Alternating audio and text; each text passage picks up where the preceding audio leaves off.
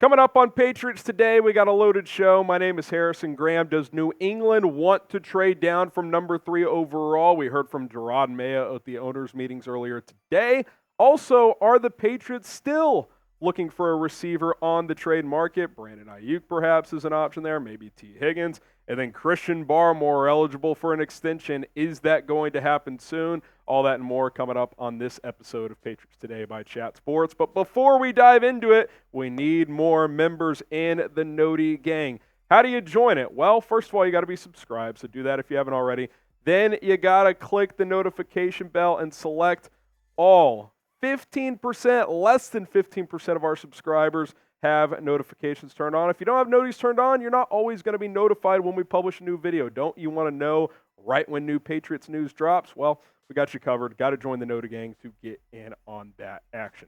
All right, let's talk about what Jeord Mayo had to say. And a little teaser, more tomorrow to come here on the channel. There's so much that came out of the owners' meetings earlier today from Mayo and company, so stay tuned for that. But the Patriots head coach at his first league owners' meetings said a lot, including the Patriots' plans or potential plans at number 3. And he said, we sit in a very enviable spot at number 3 where we can take someone at 3, or if someone offers a bag, as we would say, a lot of first-round picks. We definitely have to talk about those things as we continue to put together this team. We're open to trading the pick. We're open to taking a guy there. And Rolly, we know it's smokescreen season. We know that we're exactly a month away from the draft, by the way. 1 month from today it gets going. So there's a lot being thrown out there by a lot of different teams.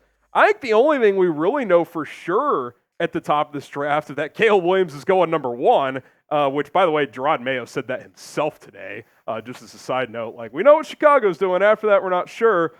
It's going to be interesting to see how this plays out over the next few weeks. Yeah, I said it on yesterday's video. If you watched our video we put out Sunday, that it's going to be a long month, man. It's just going to be smokescreen there, smokescreen there. We're not going to know what the Patriots are thinking or what they want to do until it actually happens. And now, it may be frustrating for fans and us people trying to talk about the team as we don't know which direction they're pointing to. It is the smart move, if you're asking me, Harrison, because they're not tipping their hand either way. Jeord Mayo learned his lesson in his interview with CBS Sports or NBC, I forgot what channel it was, right after he had his introductory press conference. He said that he's going to be ready to burn some cash in free agency.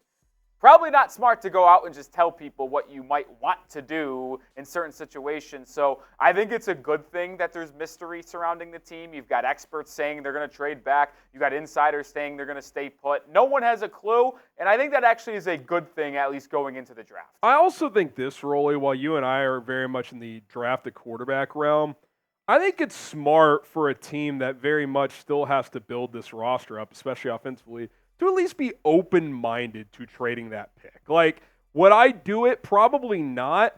But I don't think there's anything wrong with saying, yeah, we're open for business. If you guys blow us away with an offer, we're certainly open to that. Now, a lot of chatter on what could happen at number 2, and kind of seems more and more likely that Drake May could be sitting there at 3, which for us is music to our ears. That's, I think, what, the dream scenario at this point, especially it with... It is for me. Yeah. I know a lot of Patriots fans out there have been growing on J.J. McCarthy, and I'd actually say the majority of New England Patriots fans, at least what I've seen on Twitter, YouTube, it's pretty split, but at least on Twitter, the majority of people actually prefer Jaden Daniels, which is fair, that's fine. I don't think he has the ceiling of Drake May, which, hint, hint, Jeord Mayo also believes that. We'll talk about that tomorrow as well. But it is so fascinating to see the discourse on which quarterback people want in New England. I know there's negatives for each guy, but the positives and the ceiling is so much higher on Drake.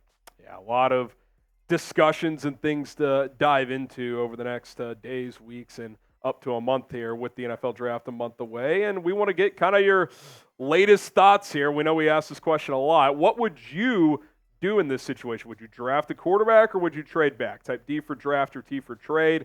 I still think in most scenarios I'm drafting a quarterback, but let us know what you guys would do down in the comments below during this YouTube ad break. All right, now, Rolly, let's talk about wide receivers. Obviously, the Patriots swung and missed on Calvin Ridley. We've talked about that ad nauseum. They did add KJ Osborne, but they still lack a true number 1. And even a high-end number 2, I think you feel okay with your secondary guys right now, but you would still like to add someone at the front of that room. Here's what Mayo had to say about this. He said, "We're still open to the trade market, but I'd also say this is a pretty deep class as far as receivers are concerned. It's all on the table right now." And look, if you can get your hands on Brandon Aiyuk or T. Higgins, which, by the way, some of the NFL insiders, Rolly, were kind of exploring, does the L'Jarius Sneed trade compensation impact T. Higgins? I know it's a totally different position and everything, but it kind of seems like, and I know this is completely unrelated, but with how little value the Bears got for Justin Fields, for example, teams trading pieces away don't seem to be getting as much right now. And I do wonder if the Patriots could play that to their advantage.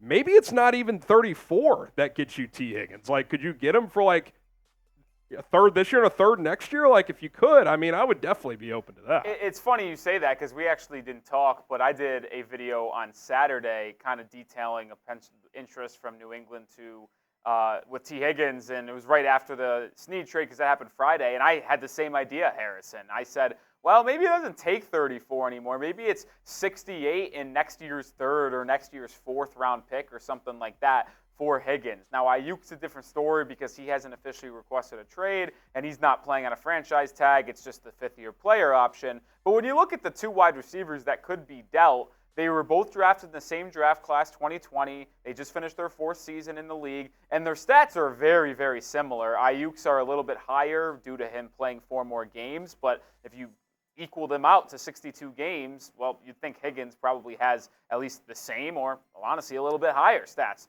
than Brandon Aiyuk. Both these guys are wide receiver 1 caliber players that I'd love to have my hands on. Yeah, I do tend to think Aiyuk would cost a tick more because I think his arrow's pointing more up than Higgins is. But obviously Higgins is playing opposite of Jamar Chase. How does that kind of factor into the trade market? It's hard to say for sure.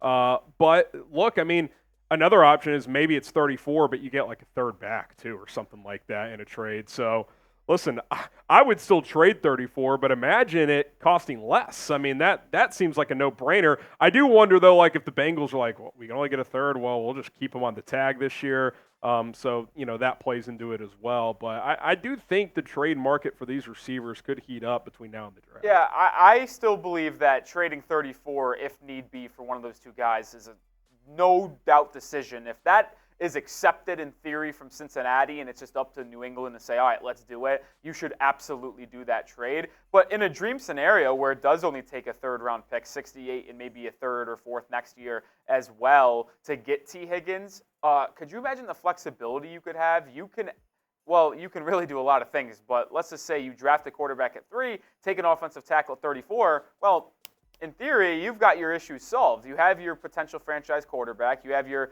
franchise left tackle at 34 because there's a lot of good guys that are going to be in that position, and you figured out wide receiver 1. It would be a dream scenario, if you're asking me, for the New England Patriots. But even if that's not an option and it just has to be 34, I am still absolutely willing to do that because wide receiver 1, franchise quarterback, those are the two things you need to get done in this offseason. Yeah, and the Patriots are one of a few teams that can still trade for a receiver and pay them top dollar. So I definitely think you should be in the market for that if you're Elliott Wolf and Jeord Mayo. Something you guys watching the show should be in the market for is the Prize Picks app. Daily fantasy made easy. Download Prize Picks today at prizepicks.com/CLNS. Use the code CLNS. March Madness is rolling along. The opening weekend was fantastic, and it's continuing here, Rolly. Why don't you tell the folks what you got with your 3-player entry coming up in the Sweet 16? Yeah, I'm looking towards the Sweet 16 here, and I got a no-doubter if you're asking me. I got more than on Dalton Connect, 20.5 points. Creighton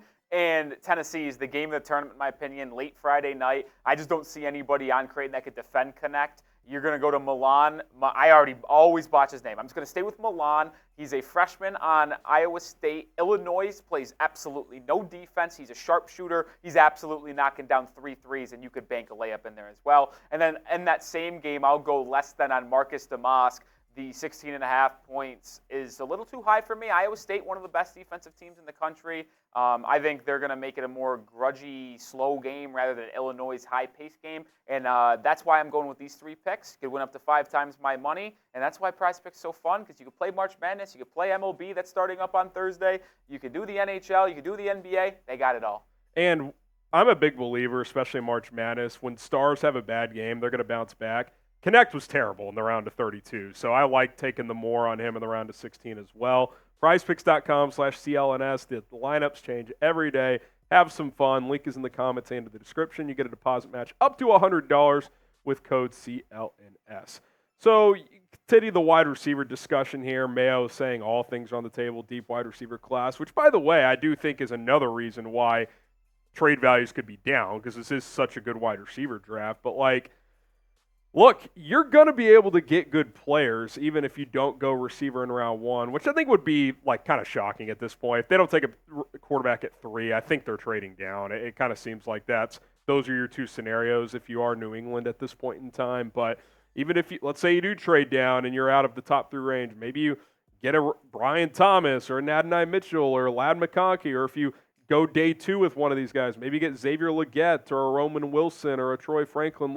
There's good players in the top 100 of this draft that, sure, maybe they're not number ones right away, but I think they're guys that can contribute on this offense as rookies. Yeah, I think the Patriots have good options here. Although I'd be all in on trading for an established wide receiver that has shown the ability to be wide receiver 1 and has had success in this league, it's hard denying that there's a lot of intrigue of potentially just staying at 34 and drafting one of these guys in this deep wide receiver class. Because if you do go that route, well, now that guy's under 4 years of team control. And in theory, if you hit on that pick, you have a wide receiver 1 under 4 years of team control that is very, very cheap, which would allow you to spend at other positions in the next 2 to 3 seasons to build out this roster. So there are multiple good options. I honestly don't think the Patriots could go wrong in either way. It's just really all about if you trust yourself to hit the evaluation and take the right wide receiver on your board at that point. Because if they hit with that pick at 34, I'll probably go,